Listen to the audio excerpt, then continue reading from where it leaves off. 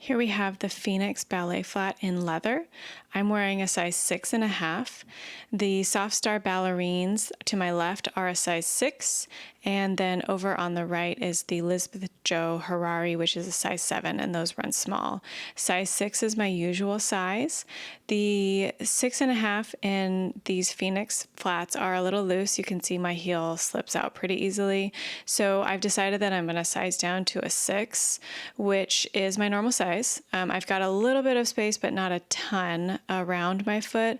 So I'm thinking that a size 6 will work. The other option would be to put in a heel grip back there to keep my heel from sliding, but overall the shoe's just a little bit loose. The Phoenix has a nice structured toe box, whereas the ballerine is a little bit looser and baggier unstructured, but the downside is that the Phoenix is stiffer and a little bit harder to roll up. So I think you get a little bit of a trade-off there, a little dressier in the Phoenix, but less of a barefoot ground feel. Here we are comparing the Phoenix right next to the size 6 in the ballerine.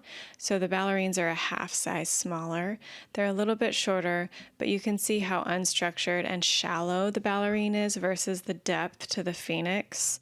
The ballerine is a touch wider in the toe box, and the ballerine is also overall quite a bit more flexible and squishy, whereas the Phoenix is more structured. Looks-wise, I think these are a great ballet flat. They look dressy. You can see they gape open at the sides on me because this size is probably a little too big for me, but otherwise they're really comfortable. Be sure to subscribe to my YouTube channel to see all my other barefoot shoe reviews, and head over to aniasreviews.com for the full written review.